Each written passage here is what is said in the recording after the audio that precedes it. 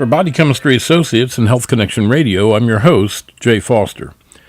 Today we want to talk about, in Brain Awareness Week, the drugging of our children that have behavioral problems. This is medication madness, to quote Peter Bregan's book.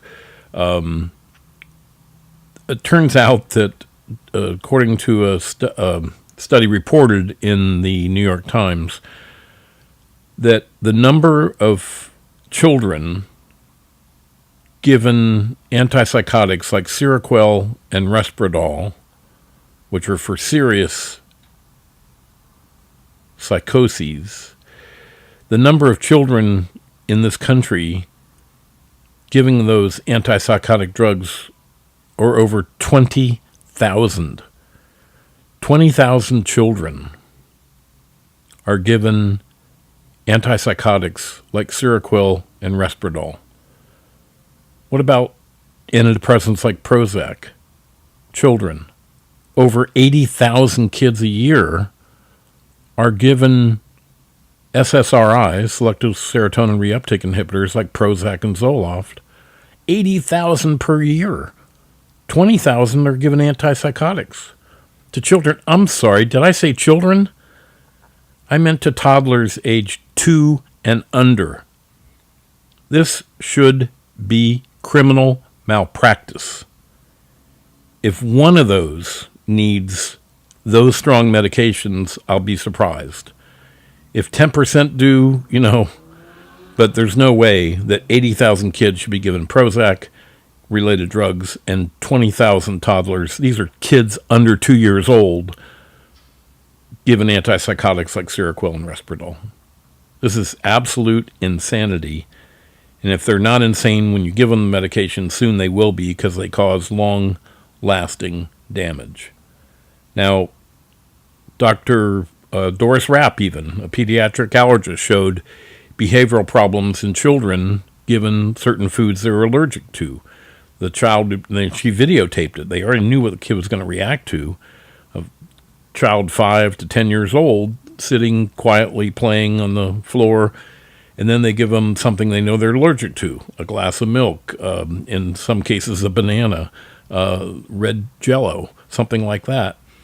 And within half an hour, they tear the room apart. They go kicking and screaming and biting and fighting and don't take my shoes off. They go into repetitive behavior, aggressive as anything, like you'd want to give them an antipsychotic.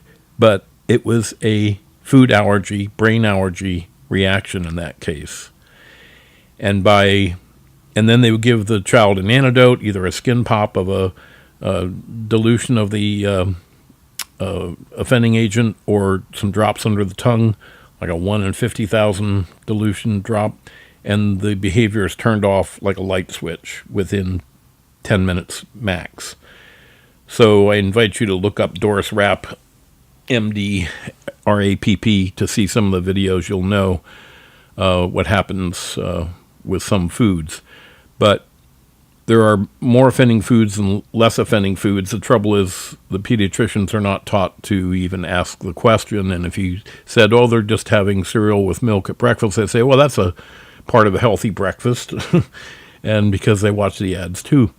Unfortunately, those can lead to a lot of problems, including behavior problems and learning problems in children. So food sensitivities can aggravate this condition. Again, there's no reason to give a 2-year-old or under strong drugs like Prozac-related drugs, SSRIs, or antipsychotics in very few cases. Certainly not 80,000 for Prozac and 20,000 for antipsychotics. And again, we're talking about babies, toddlers, kids under 2 years old. Ridiculous. A lot of it's blood sugar, and doctors are not taught this. If you eat refined sugar, the blood sugar level goes up. Depending on your genetics and everything else, you release too much insulin, the blood sugar goes down. When it gets down to a very low level, you can get depression, mood swings. The kids can't think straight. This happens with adults also. Sleepiness after meals, 4 o'clock slump, headaches, concentration difficulties, foggy thinking. If the blood sugar goes down to 0, the person dies. You pass out and die. You can't stop that unless the brain says it's an emergency and the brain causes a release of adrenaline from the adrenal glands, or epinephrine. The fight or flight hormone comes out, it raises the blood sugar back up to a safe level for the brain, and then the emergency's over. But now you got a ton of adrenaline put in on top of someone who can't think straight, and you get, sometimes in adults, panic attacks and nervousness and anxiety. In kids also, anxiety, social anxiety disorder. I can't believe we see kids being treated for anxiety when they don't even ask them what they eat. Insomnia, acid problems in the stomach.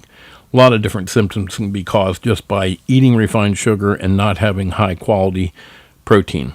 So we could erase a lot of the side effects of those medications and not put the children and adults through it. And if the parents are demanding action because the kids throw temper tantrums, well, 2 and 3-year-olds throw temper tantrums once in a while, but a lot of times it is due to what they're eating or not eating, eating too much sugar, eating too many food sensitivities like dairy and wheat, and not having enough high-quality protein and natural fats in the diet.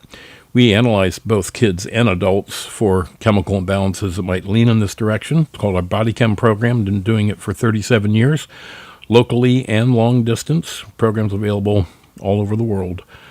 1-800-CHEMIST is our phone number, 1-800-243-6478. On the web, 1-800-CHEMIST.com. We'll be back with more information on future blogs on Brain Awareness Week. This has been Jay Foster, Nutritional Biochemist for Body Chemistry Associates and Health Connection Radio.